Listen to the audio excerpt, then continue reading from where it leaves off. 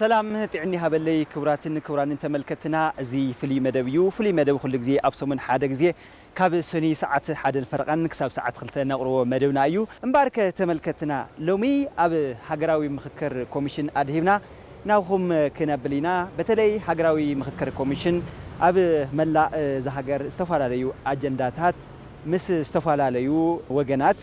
زته غيرو استفاد عليه أجندات تأخيريو أب كل تجراي نزلوا ناي أجندا مس بسبب مس تولدتي تكلل زملكات إهين مهين نتبهلنا كنت أن حين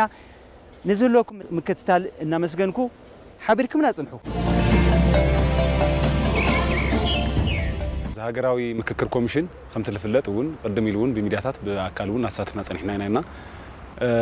زون لا تجري الجورون كسكاسيون بالتفعال اللي من قدون خمس زنقعنا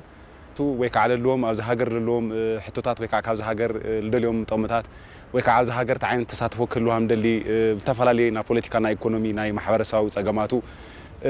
إهني اللي سو معسكر هزينا رخبين يروم نالبات النور من قستون السوت راح مونوبولايز جيرو كادراتاتو نات حزبي ችግር ወይ ካናት ህዝቢ ሕቶታት ወይ ካናት ህዝብ ጸጋማት ቶም ካድረታት ወይ ካዕብት መንግስት ተወከሉ ጥራሕዮም ልሳተፍሉና ድምጽ ኮይኖም ልጸንሕሉ ነይሮም ማለት ብዛዕባት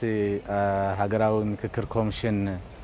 ተሓሲቡ ዘሎ ኣብ ክልልና ትግራይ ንምክያድ ከምውልቀይ ብጣዕሚ ኣፕሪሼት ዝገብሮ እዩ ምክንያቱ ሃገራዊ ምክክር ኮሚሽን ነዛ ዓዲ እዚኣ ከም መማረጺ ጌርካ ተወሲዱ كله نفتح جراو مككر كوميشن كعسل زقبوه سلازي وطاتم عبيتم شماغلتاتم اديوتاتم اتقالاي ابز مككر كوميشن زي عسيلو اجام كوف يغبو زبل امنتي زلني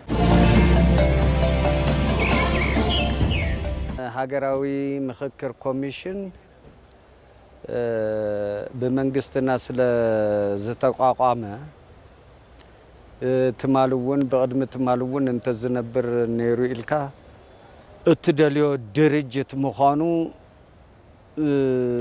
اتاق يكونن ززرار بناون يكونن سلازي بحدوغن نتقراي يخيد اللو سلازبال كاني نتقراي يخيد اندحر حاليو حادا كمت ان لعلي ازو حقوس كالاي هزو تقراي ኢትዮጵያዊነቱ ዘያሐሰስ መሆኑ ዘፍለጠ ምክክር ኮሚሽን አፍልጦ ዘሃበ ምክክር ኮሚሽን እዩ ህዝብ ትግራይ ኣብና ኢትዮጵያዊነት ጉዳይ ሕቶ የብሉን ሕዝቡን አትዎ ኣብዘሎ ጸገም ዘማኽር ድርጅት ከፖለቲካ ድርጅታት ወጻእ ዝኾነ ናይ ዓዲ ጥዑያት ሰባት ዝሓቆፈ أجندة زحازة كم نايتمالي سكابلومي زمتانالو منجد زمرمر سلزخانة نتجراي مخيادو حادة سقمت نقدميت كم نخيد زلنا جراوي مككر إثيوبيا جراوي مككر نتجراي تراح كيخونه نيثيوبياون تقامي زخانة حسابي ناتو حزبي كم حزب متن حسابه بقلتي بنصانت غليصو صقمو ابلمعات دي افتحدياو ديمقراسي نستزلونا ايثيوبياوي زخونه زيغا تحابيركا بحادنت نلمعات بحوار خوينكا اتصقم كفتحل ازل اكال مككر هاجراو مكر كوميشن توقعمي سلازي زي توقعم مالت دمو لاب تغبار كابزاتون صنيحيو حزي اتا هاجراو مككر كوميشن نهزب تجراي عوي تقمي تخرج توهايولو ونياتو بسنال بونا بخالي بإيكونوميم لدقة حزبي لمعات اللي تخينو بمككر زدوليون نهاتو وش دليتو نتحقراو مككر بحساب بدبدابي بزتفعل عليه مخنيات وي قداي كفتسمو لا يخلو يوميلو مريتو كام منسم يكون كبوليتيكيا كمهورات حيلكم خوينو انت حزبي لمعات سلام كم صنا زخيلو كتحاور اللي يخيل يزبل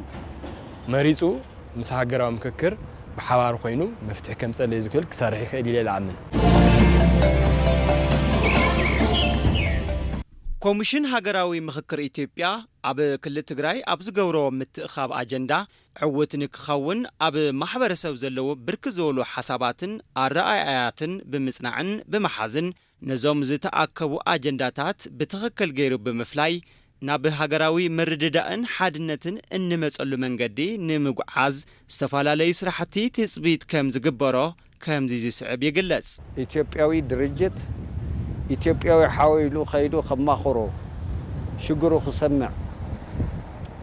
ስለ ዝኸይድ ዘሎ ተዓዊቱ ንኽመጽእ መዓት ኣጀንዳ ዘለዎ ኣከባቢ ስለ ዝኾነ እቲ መዓት ኣጀንዳን ሓሳብን ኣረኣእያን ሒዙ መጽኡ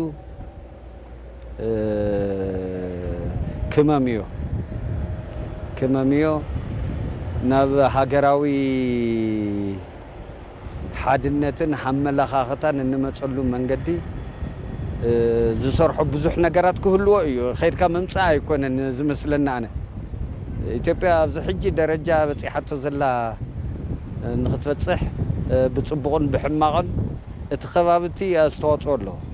ብሕማቕን ብጽቡቕን። ስለዚ ንትግራይ ምኽያዱ እቲ ዝሓሸ መፍትሕን መንገድን ኢለ ይሓስብ። ነዚ ዓዲ እዚኣ መፍትሒ ከምፅእ ዝኽእል ዝምክክር ኮሚሽን እዙይ ብኢፌድሪ ፓርላማ ዝጸደቐ መተሓዳደሪ ደንብ ኣሎ ኣብ ኩለን ክልላት ስርሑ ወጊኑ እዩ። ሕዚ ዝተረፈቶ ኣብ ትግራይ እዩ። ሕዚ ኣብ ትግራይ ድማ ኩሉ ተሳታፋይ ኮይኑ በብ ማሕበራዊ ዘርፉ ለምሳሌ ሲቪክ ማሕበር፣ ወጣት ማሕበር፣ ሴት ማሕበር፣ ሓረስቶት ማሕበር ኩሉ ኣብዚ ጉዳይ እዚ ተሳታፋይ ክኾን ኣሎ። ኣብቲ ተሳታትፉ እውን ኣጋጣሚ ኣነ ኣብ ኣዲስ ኣበባ ናይ ዝምክክር ኮሚሽን ኣባል እየ። እዚ እንትንገብር ተለና ብዙሕ ኣካይዳታት ነይሮሞ። ስለዚ ኣብ ትግራይ እውን ከምኡ እንተዝኸውን ይሓይሽ ዝብል ሓሳብ ኣለኒ። ማሕበረሰብ ከዓ ኣብዚ ሃገር እዚኣ ኣብታ ሃገሩ እንታይ ዓይነት ታሃም ደሊ ወይ ከዓ እንታይ ክርባሕ ዘለዎ ፖለቲካ መልክዕ እንታይ ክመስል ሃም ዝገቦ ኣብ ኢኮኖሚው ኣብ ማሕበራዊ ልዝትየሉ ዕድል ፅብ ለለ ነይርና ዝምክክር ኮሚሽኑ ብተወከልቲ ህዝቢ ተቋቂሙ ስራሕ ካብ ዝጅምር ጸኒሕ ኣሎና። ኣብ ትግራይ ዝገብሮ እንቅስቃሴ ከዓ ኩሉ ኣብ ትግራይ ዘሎ ማሕበረሰብ በተለይ እዚ ኢሊት ኣብ ሲቪክ ማሕበር ዘሎ ኣብ ፖለቲካ ዘሎ እዚ ንትግራይ ካሊእ ኣማራፂ እውን ኮይኑ ህዝቢ ትግራይ እንታይ ከም ዝደሊ ወይ ከዓ ታሕተዋይ ኣብ ጣብያ ኣብ ወረዳታት ዘሎ ማሕበረሰብ እንታይ ከም ዝደሊ መጻኢታቱ እንታይ ክኾነሉ ከም ዝግባእ ኣብዚ ሃገር እዚኣ ኸታዒዙ ኣበርክቶ ክገብር ከም ዝግባእ ካብዚ ሃገር እዚኣ ከዓ ከመይ ኢሉ ጸገማት ናታይ ና ትግራይ ጸገም ክፍታሕ ከሎ ናዚ ሃገር ጸገም እውን ይፍታሕና እንታይ ጸገማት ከም ዘለዎ እንታይ መሓለኾታት ከም ዘለዎ ይህን ኢሉ ልዳመጸሉ ለድምጸሉ ከምኡ እውን ሕቶታቱ ልደልዮም ባህግታቱ ናብ ልምዓት ባህግታቱ ናብ ፖለቲካ ባህግታቱ ለሓተሉ እዩ። ደቂ ሰባት ጽቡቕ ነገር እንትንሓስብ እንትንመራመር ንሓቂ ደው እንትንብልን እንትነስተውዕልን ኣብ ሃገር ዘለው ጸገማት ንምፍታሕ ቀሊል እዩ። ብሓፈሻ ኣብዚ ሃገር ዘለው ጸገማት ካብ ስር መሰረቶም ንምእላይ ኮሚሽን ሃገራዊ ዘተ ልዑል ትጽቢት ከም ዝግበሮ ምሁር ታሪኽ መምህር ተስፋዬ ኣለማዮ ይጸርሑ። እንተንመራመር እንተንፈልጥ ንሓቂ ስትራይቭ እንተንገብር ጽቡቕ እዩ እየ ዝብል ኣነ ንሓቅስ እስካብ ዝኽየድ መንገዲ እንተንኸይድ እንተዘይንህከይ ጽቡቕ እዩ እና ምኽክር ምምኽኻር እንታይ ጸገም ኣለዎ? ምምኽኻር እንታይ ጸገም ኣለዎ? ኣብ ዩኒቨርሲቲ እኳ ኣይኮነን ዶ ኣብ ጸገም ዘሎ ናይ ዩኒቨርሲቲ ተምሃራይ ክምረቕ እኳስ ኣማካሪ ኣለዎ። እንታይ እዩ እዚ? ስለዚ ካብ ጸገም ንምምጻእ ኣይኮነን ገንዘብ ንኽኽፈለካ ዲግሪ ንኽትረክብስ ኣማኻሪ ትቖፅር ኢኻ። ጸገም ዘለዎ ሰብ ኣማኻሪ እንተደለየ ኣማኻሪ እንተኸዶስ እንታይ ይኸውን? ምኽክር ጽቡቕ እዩ። ቀደም እኮ መንገደኛ እናመኸረና እኮ ኢና ዓቢና ንዕዳጋ ዝኸይድ እናመኸረና እኮ ኢና ዓቢና። ሕጂ እንዲያውም ኢትዮጵያ ተመሓይሻ ኣብዚ ደረጃ እዚ በፂሓ ብዙሓን ምሁራን ኣብ ዘለውዎ ግዜ ሽማግለ ኣብ ዘለውዎ ግዜ ልምዲ ዘለዎ ሰብ ኣብዚ ተፈጠረሉ እዋን ምምኽኻር ጸገም የብሉን። ትጸገም ዘይምምኽኻር እዩ ዘይምድማጽ እዩ። እዚ ጌር ክልተ እዝኒ ክህበና እንከሎ ብዙሕ ንኽንሰምዕ እምበር ብዙሕ ንኽንዛረብ ኣይኮነን። ብዙሕ ክንዛረብ ተዝደልየና ነይሩ እዚ ጌር ክልተ ኣፍ መሃበና ሓንቲ እዝኒ መሃበና። ስለዚ እዚ ጸጋ እዚ ንጠቐመሉ ህዝቢ ትግራይ ኣብ ሃገራዊ ዘተ ክውክለና እዩ ድምፅና ከስምዕልና እዩ ዘለውን ጸገማት ብትኽክል ክርደለ እዩ ዝብሉ ኣካል ናይ ምምራጽ መሰል ኣለዎ ሙራት እቲ ኸባበውን ህዝቢ ኣብ ሃገራዊ ዘተ ዝደልየ ነገር ከንጸባርቕ ዕድል ክፈጥርሉ ከም ዝግባእ ላዕለዎት ኣመራርሓ ውድብ ሽምተንቤን ይገልጹ ውክለኒ እዩ ዝብሎ ሰላም ከም ጸለይ ዝብል ሓይሊ ኣደራጂ ድዩ ብግልጽ ተናጊሩ ድዩ ዘሎና ጸገመይ ክፈትሐለ ኢሉ ክሳብ ዝኣመነሉ ግዴታ ንሰላም ዳደራድር ነገር የውልን ምክክር ማለት ድርድር ማለት ዘለካ ክፍተት ኣጽቢብካ ላብ ሓደ ምምጻእ ማለት እዩ ቅድሚ ሕዚ ዝነበረ ሓድነት ሕዝውን ዘይመጸሉ ምኽንያት የለን እቲ ጸገማት ንጎኒ ገዲፍና እቲ ዝሕሸ ጽቡቕ ነገራት ላብ ሓደ ኣንጺና ትህዝውን ዝሕሸ ሰላም ክህልዮ ሓቢሮም ንክሰርሑ ኢለ ዝኣምን ታዩ ልቦወለዲ ብዓበይቲ ሰቢት ተኣከብ ምኽሪ ይርከብ ክበሃል ነገርና ኣብ ምክክር እውን በፂሑ እዚ የለኒ ኢሉ ብግልጺ እዚ የለኒ ኢሉ ልትገባር እውን ወይ ከዓ ልት ማሕበረሰብ እውን ለሎ ባይታ እህን ኢሉ ክዳማመጸሉ ልኽእል መንገዲ ኣብ ምምቻይ ትሰርሑ ትኢሊት እውን ኸምኡ ጸገማቱ ብስኽን ብለለ መንገዲ ብምርድዳእ ኣብ ብተለምዶ ኣብ ናይ ኣፍሪካ ወይ ከዓ ኣብ ሃገርና ሓደ ብምዕራባውያን ሓደ ንባሃለሉ ኣባሃላሉና ካብ 10 ዓመት ልናጋገርሲ 1000 ዓመት ክዋጋ እዩ ልመርጽ ልባሃል ኣባሃላውን እዚውን ኣብቲ ለሓለፈውን ኣብ ትግራይውን ኣብቲ ነበረ ለሓለፈ ስርዓቱን ቆም ዓይነት ኤክሰርሳይዝ ስለነሩ እዚ ከዓ ትሊትካ ምናልባት ላብ ትግራይ ኣብቲ ኸዝለላ ዓዘቕቲ ልኾነ ንእሽተይ መንገዲ ለሪ ወይ ከዓ መንገዲ ተስፋ መንገዲ ብርሃን ከሪ ልኽእልና እዚ ከዓ ፖለቲካ ፓርቲታትን ሲቪክ ማሕበራትን ኣብዚ ዕዝ ኢለን ደጋፍቲ ኮይነን እቲ ምክክር ዕውት ንክኾን ናይ ግለን ብጽሕት ክወስዳ ኣለዎን ይብል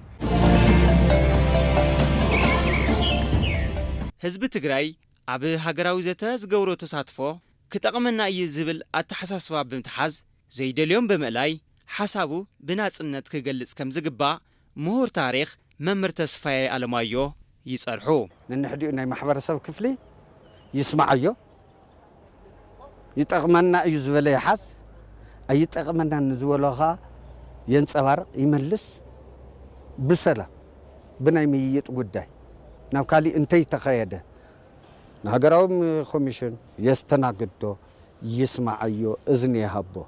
ካብኡ ንላዕሊ ቅሬታ ኣለኒ ንዝበሎ ከዓ የቕርብ መፍትሒኡ ከዓ ናይ ሃገራዊ ኮሚሽን እዚ ሒዘ መጽ ኣለኹ ካብ ህዝቢ መንግስቲ ኸ እንታይ ትገብር እዚ ሒዘ መጽ ኣለኹ ይበል ኣብቂዑ ንኽሰማዕ እኮ እዩ ዝኸይድ ዘሎ ንኽሰምዕ እዩ ዝኸይድ ዘሎ ይስማዕ እቲ ማሕበረሰብ ከ ቀሺ ኣሎ ኣስላማይ ኣሎ ክርስቲያን ኣሎ ምሁር ኣሎ ዘይምሁር ኣሎ ሓረስታይ ኣሎ ነጋዲ ኣሎ ናይ መንግስቲ ሰራሕተኛ ኣሎ ይስማዕዎ ይዛረቡ ምስማዕ ክልተ እዝኒ ተዋሃብና ኣጸቢቕና ክንሰምዕ ኢና ሰሚዕና መጺና እቲ ቅሬታ ሓቂ ድየ ሕሾትን መመማይ ኣብ ኩሉ ምምያጥ እቲ ዋና ቁም ነገር ናይ ምይይጥ ምድረኽ ናይ ንዘራረብ መድረኽ ስለ ዝተፈጠረ ከም ዓብዪ ጸጋ ወሲድዎ ይዘራረበሉ ኣብ ክልል ትግራይ ዘለዉ ዝተፈላለዩ ኣረኣያታትን ኣመለኻኽታታትን ኢሉ እውን ዘየራዳድኡ ዛዕባታት ኣብ ምፍታሕ ሃገራዊ ዘተ ናይ ባዕሉ ብጽሕት ክዋጻእ እዩ ክብሉ ኣብ ክፍለ ከተማ ቂርቆስ ወረዳ 3 መካየዲ ስራሕ ኣይተኣደም መብራህቱ ኣብ ትግራይ ዘሎ ናይ ፖለቲካ ኣፈላላይ ናብ ሓደ ከምጽእ ዝኽእል ምክክር ኮሚሽን እዩ ዝብል እምነት ኣለኒ ምኽንያቱ ዝምክክር ኮሚሽን እዚ ኣጠቃላይ ከም ሃገር ዘሎ ችግር ናብ ምርድዳእ ዘምጽእ ናብ መፍትሒ ከምጽእ ይኽእል እዩ ኢሉ ዝተገመተሉ ዝተኣመተሉ ተቋም እዩ ስለዚ መራሕቲ ሃይማኖት ሲቪክ ማሕበራት ወዘተ ዝመሳሰሉ ኣብዚ ዕዙዝ ኣስተዋጽኦ ክገብሩ ይግባእ በአዋጅ ባይቶ ወከልቲ ህዝቢ ፌደሪ ዝተጣየሸ ኮሚሽን ሃገራዊ ዘተ ንሓደ እዋን ጥራሕ እንተይኾነስ ክኸውን ዘለዎ ላዕለዎት ጠመቲ ሃልዮሞ ቀጻሊ ክኾን ከም ዝግባእ ምሁር ታሪኽ መምህር ተስፋዬ ኣለማዮ ከምዚ ክብሉ ሓሳቦም የካፈሉ እዚ ምክክር ኮሚሽን ናይ ሓደ እዋን ኮሚሽን ክኸውን የብሉን ላዕለዋይ ሓላዋይ ሓልይዎ ናይ ዓለም ናይ ዘለዓለም ተቋም ክኸውን እየ ዝደሊ ኢትዮጵያውያን ብኻሊእ መንገዲ ብምክክር ኮሚሽን ጥራይ ዘይኮነስ ናይ ባዕልቶም ናይ ምክክር ኮሚሽን እውን ናይ ምምኽኻር ባህሊ እንተዘዳብሩ ናይ ምስማዕ ነንሕድዩ ገለ ኸብዚ መጽኡ ተባሃሉ ከምታ ትማሊ ብምልክት እናተዛረቡ ጸለእትና ዘሕፈሩሉ መንገዲ ነንሕድኦም ክሰማምዑ እና እቲ ዋናን ግን ናይ ምክክር ኮሚሽን ናይ ሓደ እዋን ኮሚሽን ክኸውን ይውሉን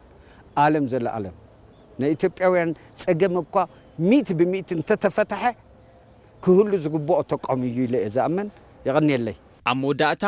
ኣብ ክልል ትግራይ ዘለዉ ውሽጣዊ ጸገማት መሰረታዊ ፍታሕ ንምምጻእ ህዝቢ ዘለዎ ጉድለታት ብምትሓዝ ኣብ ሃገራዊ ዘተ ዕዙዝ ተሳትፎ ክገብር ከም ዘለዎ ናይ ዝዕለ ሰናይ መልእኽትና እዩ እሞ ሰላም